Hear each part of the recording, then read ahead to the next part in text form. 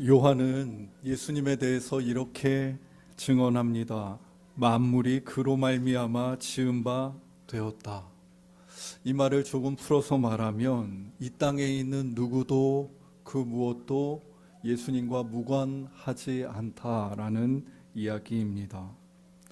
다만 우리가 어둠 속에 휩싸여 있기 때문에 내 생명이 그분으로부터 옴에도 불구하고 그분을 알아보지 못한 채 살아가는 것이 우리 인간의 처지라고 요한은 이야기합니다. 그러니 우리가 일주일 내내 그분과 하등 무관하게 살 수 있다는 말이며, 그저 그분이 내 필요를 충족시켜주는 잡신 정도로 여기며 살 수도 있다는 말입니다. 이 어둠이 얼마나 짙었던지 이 땅을 지으시고 만물에게 생명을 주시는 그분을 사람들은 결국 십자가에 못 박아 죽이기까지 했습니다. 나를 지으신 그분을 십자가에 못 박았다는 이 사실은 나의 생명의 근원이 된 어머니와 아버지를 죽이고 웃고 있는 인간의 모습과 다를 바가 없으며, 우리는 그런 모습을 가리켜 비극이라고 합니다. 비극의 주인공들은 모두 다 다시 어둠에 휩싸이게 됩니다. 빌라도는 손을 씻으며 나는 이 살인과 무죄하다고 했지만 이상하게 예수를 죽이고 맞은 안식일 아침은 스산하게만 느껴집니다. 무리를 충동하고 선동하여 속전속결로 예수를 십자가에 매다는 데 성공한 유대 지도자들은 안식일을 맞아서 아무렇지도 않은 척 제사를 집전하고 있지만 아무리 하나님께 제사를 드려도 하나님은 느껴지지 않았고, 하여 그들은 성전 한복판에서 신앙생활하면서 정작 하나님이 아닌 다른 탐심으로부터 욕망과 삶의 만족을 찾는 노예 신세로 전락합니다. 허영, 자기 기만, 배부름, 돈, 사람들의 선망을 목말라 하면서 저들이 제사를 집전하고 있는 것입니다. 예수님에게 희망을 걸고 호산나라고 외쳤던 이들은 또 어떻습니까? 그들은 한여름밤의 꿈을 꾼 듯 망연자실하여 풀이 죽었고, 하나님이며 정의에 대한 희망을 이제 더 이상 붙들 여력이 없는 채 있습니다. 인생을 바쳐서 몸소 예수님을 따랐던 제자들은 어떻습니까? 그들은 이 비극의 주인공답게 스스로를 유폐시키고 숨어 있습니다. 그렇게 깊이 어둠이 세상에 드리웠고 사람들은 모두 다 내가 한 일이 무엇인지도 모른 채 어둠 속을 헤매고 있습니다. 그 시간을 성경은 사흘이라고 기록합니다. 금요일 날 예수님이 돌아가셨고 다음 안식일이 되기 전 금요일 저녁 전에 급하게 예수의 장례를 치루었고, 그리고 안식일을 보내고 토요일 아침 예수님이 부활하시기 전까지 이 사흘을 말합니다.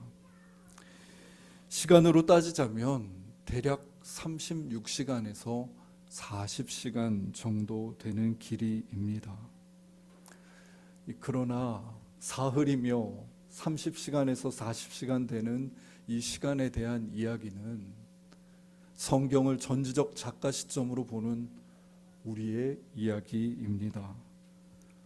저 당시 그 어둠 속에 있는 제자들에게 이 사흘은 3일이 아니라 영원할 것 같은 시간이며 전부인 현실이었습니다.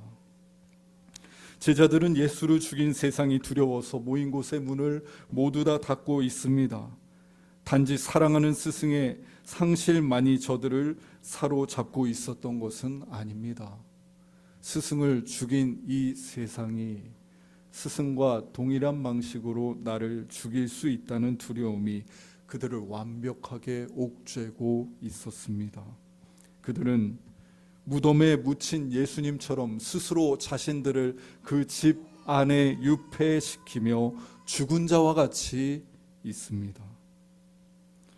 우리는 십자가 하면 보혈, 십자가 구원, 이렇게 매끈한 공식으로 십자가를 접해 왔습니다. 십자가가 하나님께 가는 다리가 되고, 십자가가 사랑이고, 십자가가 이제는 아름다운 상징이 되어 액세서리로 만들어집니다. 하지만 그것 또한 우리 시대의 우리의 이해이고, 예수님 시대의 십자가는 사형틀일 뿐이었습니다. 십자가는 죽음의 상징이었고, 누가 죽일 힘을 가진 그 권세를 잡고 있는지를 보여주는 상징이었습니다. 십자가는 이처럼 폭력적으로 예수의 생명을 앗아감으로써 제자들에게 예수님이 부재한 사흘, 그 막연하고 영원할 것 같은 시간을 선사합니다.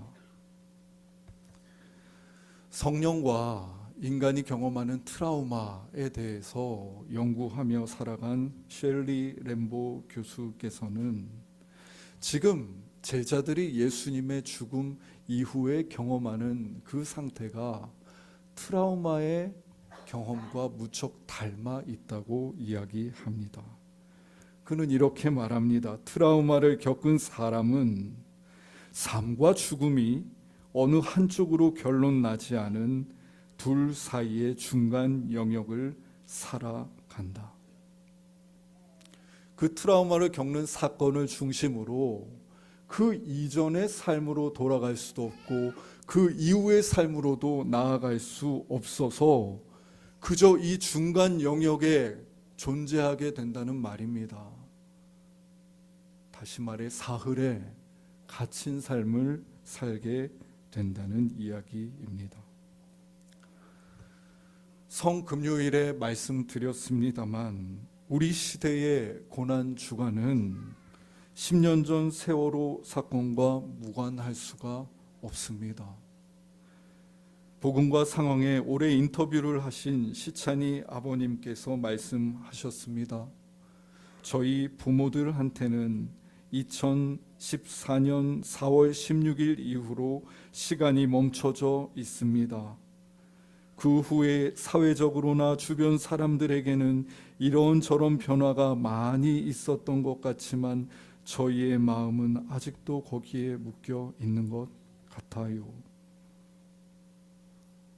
시간이 10년 전 4월 16일에 그대로 묶여 있는 것 같다는 시찬이 아버지의 표현은 아주 정확한 표현입니다. 이전으로 돌아가지도 못하고 세상은 자꾸 변하고 사람들은 변하는 것 같은데 나는 앞으로 나아가지도 못한 채 이 중간 영역 사흘에 갇힌 묶인 시간을 계속 살게 된다는 것입니다. 여러분, 그 묶여있는 사흘의 시간은 하나님이 완전히 부재한 듯 여겨지는 시간입니다. 하나님이 계시다면 어떻게 이런 일이 있습니까? 어떻게 하나님의 아들이 십자가에 못 박혀 죽는데 하나님이 손을 놓고 계십니까?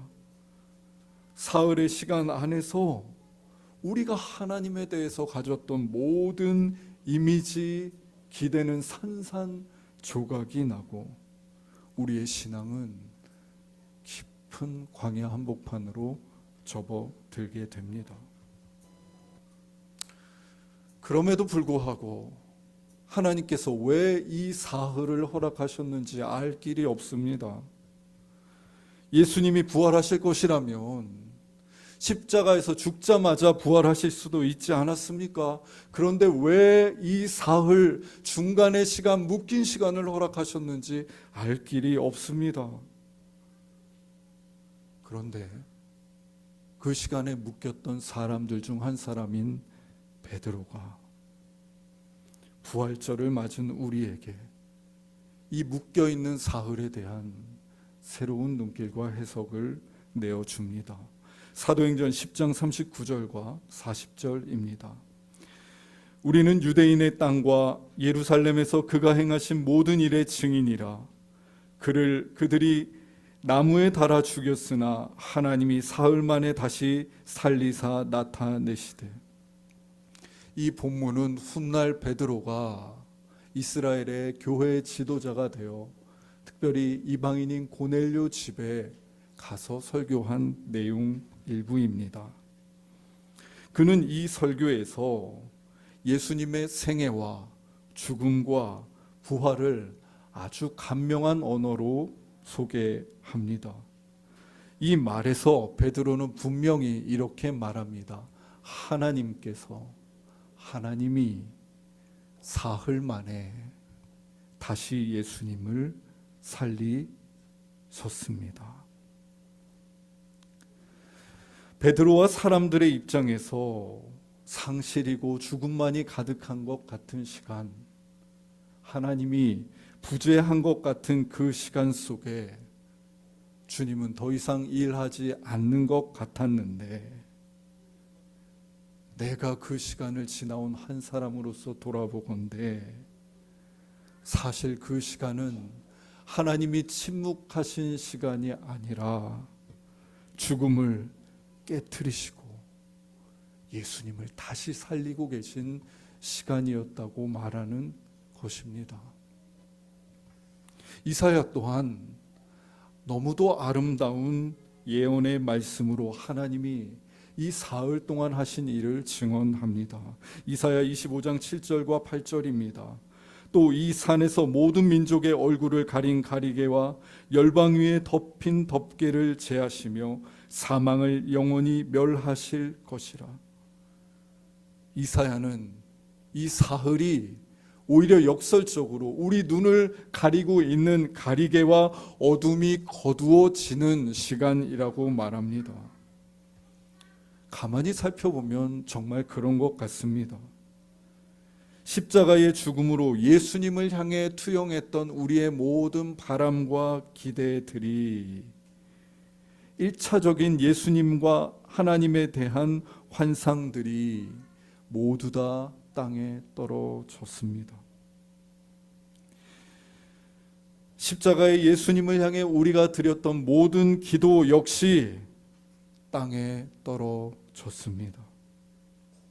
하지만 땅에 떨어져 죽은 씨앗이 그 묻혀 죽은 것 같은 시간에 그저 아무 일도 일어나지 않는 것이 아니라 생명을 주관하시는 하나님께서 그 어둠 속에서 분명 무언가를 하고 계신다라는 이야기입니다.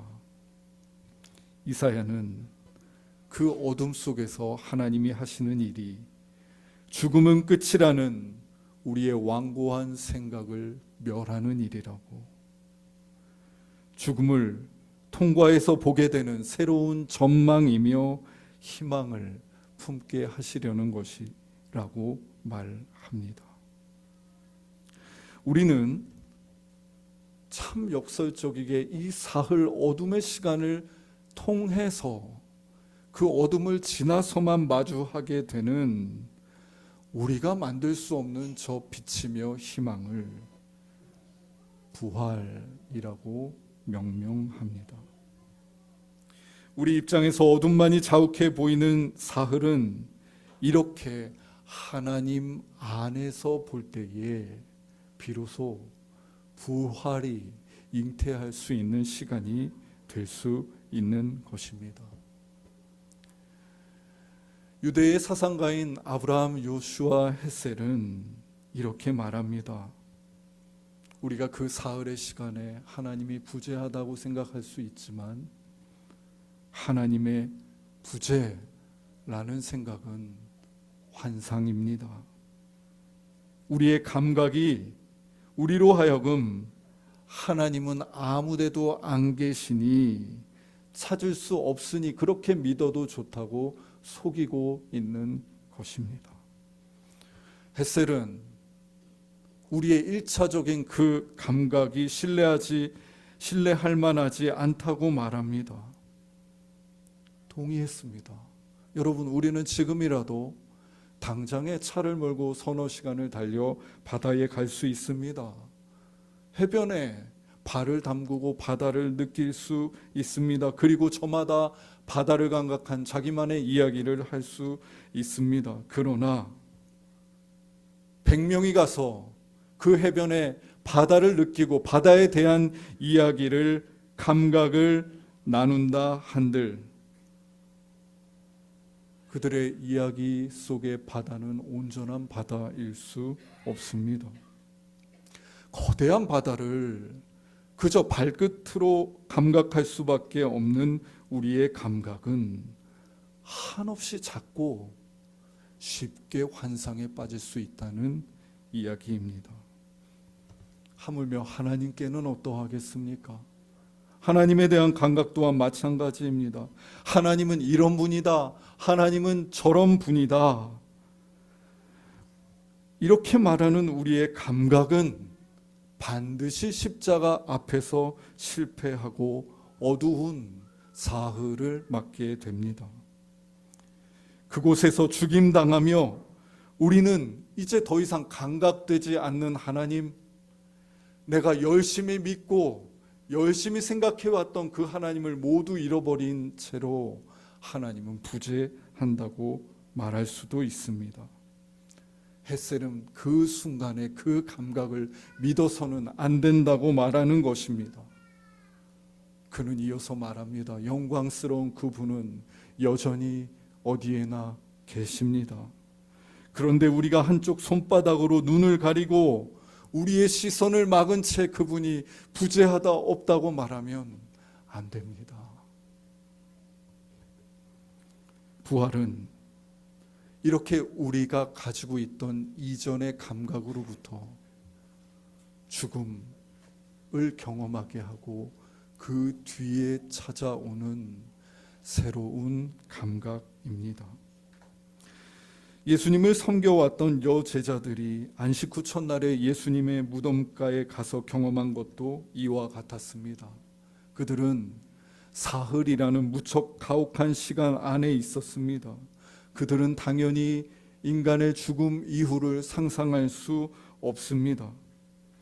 예수님이 다시 살아나셔야 한다는 말씀을 분명히 이전에 여러 번 그들에게 해 주셨지만 그 말씀을 기억하지 못합니다. 어둠 속에 살아야 하는 우리 인간의 처지가 그러한 것입니다. 하지만 그들은 사랑하는 예수님을 위해 장례를 치르고자 향품을 가지고 무덤으로 갑니다. 마음에는 염려와 근심이 가득합니다. 아픔이 가득합니다. 누가 돌무덤에 돌을 굴려줄까?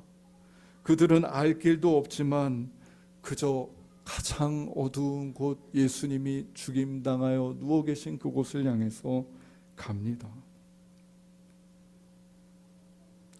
그런데 그들이 어찌할 수 없는 그 어둠 가운데 한 청년, 곧 천사가 나타납니다. 그가 살아나셨고 여기 계시지 아니하니라. 그들이 아무 일도 일어나지 않고 그저 예수님이 죽어서 무덤에 누워 계실 것이라 생각했던 사흘은 이 청년 천사에 의해 전혀 다르게 해석됩니다. 아무 일도 일어나지 않은 것이 아니다. 하나님이 부재하셨던 것도 아니다. 하나님이 그를 살리셨다.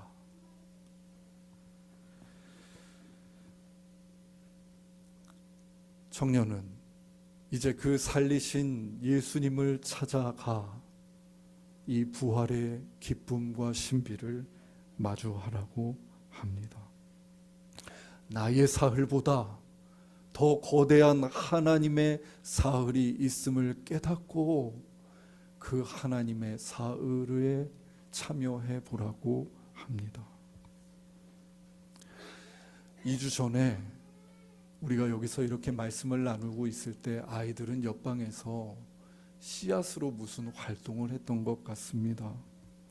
주일이 끝났는데 씨앗들이 남아 있어서 아내가 그 남은 무순 씨앗들을 가져다가 저희가 자는 방 창가에 그릇에 휴지를 깔고 물을 적신 다음에 씨앗을 올려 놓았습니다.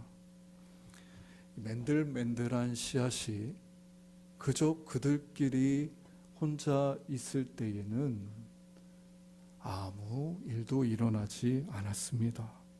그런데 그 씨앗이 물 안에 흠뻑 잠겨서 있으니 신비한 일이 일어나기 시작합니다. 그 작고 단단한 씨앗, 아무것도 아닌 것 같은 씨앗에서 싹이 트더니 90도로 하늘을 향해 솟아나기 시작했습니다. 요즘 아침에 일어나면 그 창문 아래에서 곧게 서 있는 씨앗을 목도하게 됩니다. 가녀리지만 신비롭고 경이로움을 한껏 담고 있는 그 존재를 보면서 부활을 마주하는 우리의 태도에 대해 다시 생각합니다. 부활하신 예수를 믿는다고 말한다고 우리가 경험하고 있는 눈앞의 어둠이 단번에 사라지지는 않습니다. 고난받고 있는 사람들에게, 끝없는 것 같은 사흘을 보내고 있는 이들에게 찾아가서 당신의 사흘은 그것이 다가 아니라고, 다 하나님이 섭리하고 일하시고 계신다고 말하는 것은 매우 폭력적인 처사일 뿐입니다. 그리하지 마시기 바랍니다. 하지만 씨앗이 물에 몸을 맡기듯이 우리가 다 알고 헤아릴 수 없는 저 부활의 신비에 내 삶을, 내 어둠을, 끝나지 않는 것 같은 사흘을 맡겨볼 때에 우리는 우리가 생각하지 못한, 우리 힘으로 변형할 수 없었던 하나님의 이끄심과 그 오른손의 능력을 맛볼 수 있게 됩니다.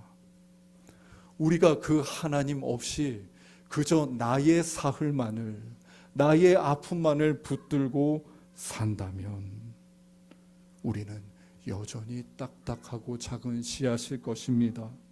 그러나 나의 사흘만이 아니라 나의 사흘이 하나님의 사흘 안에 있음을 인정하고 받아들일 때, 물에 내 몸을 맡기듯 그분의 사흘에 내 삶을 맡겨드릴 때 우리를 둘러싼 단단한 이 껍질과 아픔은 우리가 전혀 생각하지 못한 싹을 틔우는 토대가 될 수 있을 것입니다. 시작된 부활절기, 이 절기를 기독교인들은 기쁨의 50일이라고 했습니다. 내가 만들 수 있는 기쁨, 내 삶의 모든 일이 잘 돼서 찾아오는 기쁨이 아니라 그분의 몸 맡겼을 때 나에게 찾아오는 변형과 기쁨이 차오르는 절기라는 이야기입니다. 그 부활의 신비에 나를 맡기고 몸 담그고 싶습니다. 우리가 그분 안에 머물며 우리가 이 땅에 묶여있는 나의 사흘들을 그분 안에 내어 맡길 때 부활은 우리를 하루하루 감싸기 시작할 것입니다. 우리가 그렇게 부활의 기쁨을 아는 채로 이 땅에서 묶여있는 사흘을 보내는 분들 곁에 더불어 살아갈 때에 부활은 우리뿐만 아니라 이 땅에 있는 이들을 품고 변형시키기 시작할 것입니다. 이사야의 예언처럼 그 부활의 기쁨과 빛 안에서 우리의 모든 눈물이 씻길 것이며 우리의 모든 수치와 의문이 새 길을, 새 걸음을 하게 될 것입니다. 기도하겠습니다. 주님,